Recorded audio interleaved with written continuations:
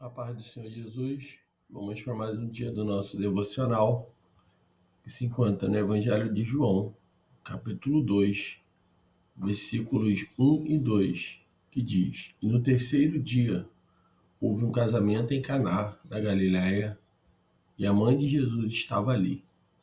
E também Jesus foi convidado com os seus discípulos ao casamento. Nós estamos diante de uma passagem, onde Jesus ele vai estar ali transformando a água em vinho, né? E ao chegar naquela festa, né, nós vamos ver ali que houve a falta de vinho. Isso era uma vergonha, né, para aquele que estava dando a festa.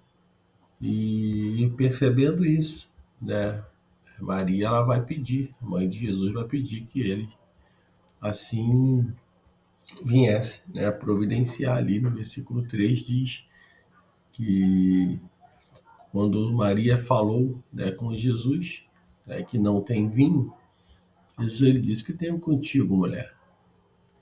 A minha hora ainda não chegou. Então Jesus ele vai estar ali e muitos, né, tiram essa passagem como se fosse Maria intercedendo, né, faz o uso desse trecho como uma base doutrinária da intercessão de Maria no céu, né? E quando nós olhamos para a palavra, nós não achamos razões para isso. Primeiro porque, mesmo se Maria tivesse intercedido aqui, né, o máximo que poderia concluir seria que Maria intercedeu naquele momento na terra e não que Maria intercede hoje no céu. Então, uma coisa é completamente diferente da outra, né, e conclui a segunda parte da primeira e totalmente, né, um não que, né, e a Bíblia ela é bem clara em dizer, né, que há um só Deus e um só mediador entre Deus e os homens, que é Cristo Jesus, né? 1 Timóteo 2,5. E que os mortos não sabem de nada, né? Eclesiastes 9,5.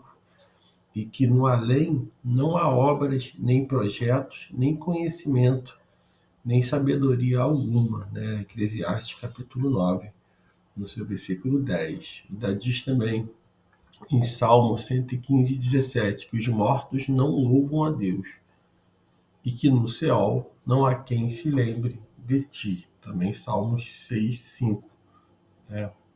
Também tem a passagem de Salmo 146, que os pensamentos perecem. Né? Salmo 146, verso 4. Né? E ainda Atos 2:34, que Davi não subiu aos céus. Né? E que a alma que pecar essa morrerá. Né? Ezequiel 18:4.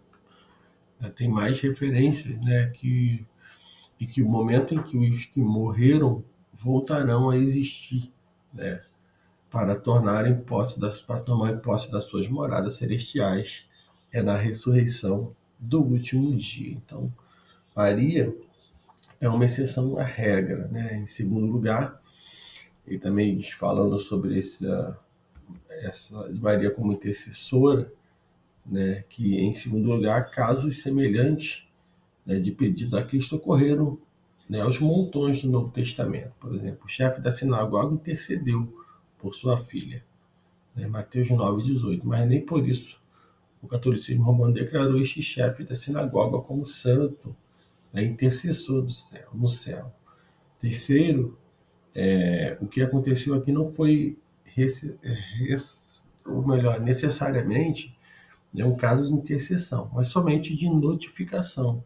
Então Maria não pediu que Jesus transformasse a água em vinho, mas somente notificou que o vinho havia acabado.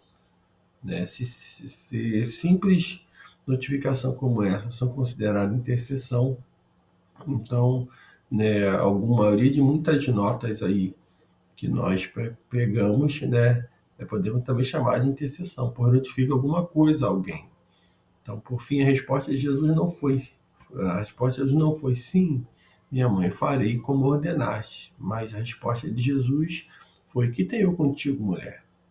Né? O que obviamente mostra que ele não precisa da sua mãe intervir em seu ministério pastoral. Né? Quando ele diz no verso 4 que tenho contigo, é uma expressão semelhante a essa, né?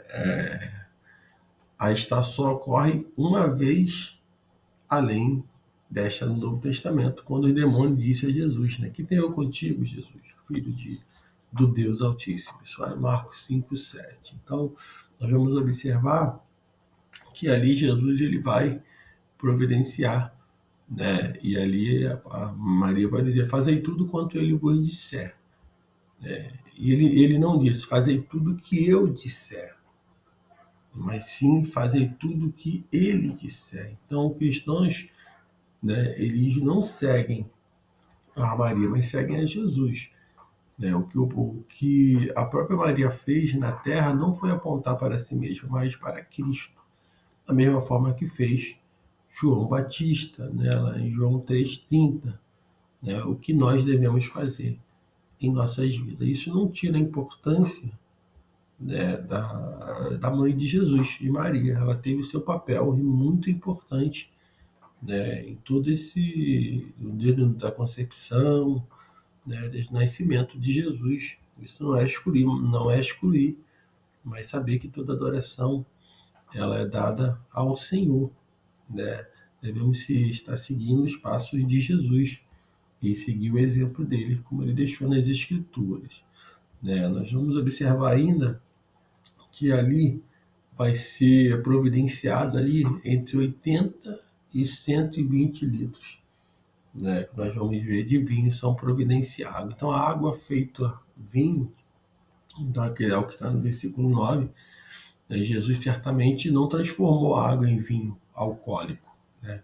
O qual é expressamente proibido à luz da Bíblia. Então, muitos, quando se fala de vinho, né, pensam no vinho alcoólico. Não foi isso que Jesus fez, providenciou, não foi um vinho alcoólico. Né? Provérbio 23:31 diz que não devemos nem sequer olhar para o vinho quando se mostra vermelho, né? Pois ele, no fim, ficará como a cobra e como o basilisco, né, morderá. Se Jesus transformasse a água em vinho alcoólico, ele estaria incorrendo, né, na maldição, né, de Abacuque 2,15, que diz, ai daquele que dá de beber ao seu companheiro. Então, o vinho que a Bíblia permite é o vinho não fermentado, né, o puro e fresco suco de uva, é o fruto da vide. Embora a palavra vinho possa designar tanto o vinho fermentado como o não fermentado, quando a Bíblia se refere ao vinho fermentado, ela faz clara acepção, distinguindo do vinho não fermentado.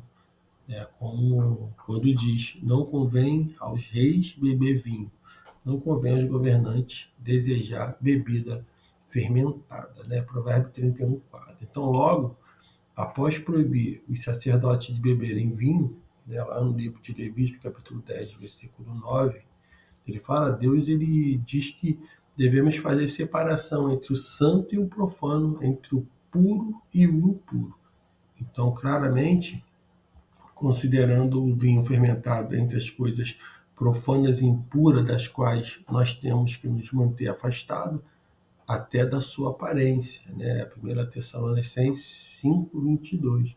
Então, em síntese, o vinho permitido biblicamente é transformado por Cristo, né? É o mais comumente referido nas Escrituras, é o vinho não fermentado, né? Ao passo que o vinho fermentado é claramente proibido, né? E é nos dito que não convém bebê-los, né? Provérbio 31:4. Então, não é sem razão que Paulo disse que tudo me é lícito, mas nem tudo me convém. 1 Coríntios 10:23. Então, Jesus, obviamente, não teria feito algo que não convém ao cristão fazer, e muito menos tornado pessoas bêbadas, né? Mais bêbadas ainda. Então, se estavam numa situação de embriaguez, né? Jesus não estaria ali para poder torná-lo, né, mais bêbado. Então, que nesse dia, né, você fique com essa palavra, né, se alimente, né, dessa palavra, se afaste de tudo aquilo que te faz você perder a tua consciência, seja um vinho, seja as drogas, seja qualquer tipo de vício que está te tirando da presença do Senhor, tirando, né, a tua mente de Cristo, né, se afastando a cada dia mais e mais, porque a embriaguez, sim, se fala de bebidas fortes, bebidas alcoólicas, mas também podemos nos embriagar das coisas desse mundo, né, das coisas, dos afazeres, do dia a dia, ficar tão fadigado, tão embriagado, que acabamos esquecendo do Senhor Jesus e até mesmo de meditar na sua palavra. Então, tire um tempo, tire uma hora, né, se conecte ao Senhor todos os dias, né, meditando na sua palavra, né, nesse caso, aqui ouvindo esse devocional, né, e também compartilhando com aquele que o Espírito Santo de Deus te tocar nesse dia. Que Deus te abençoe.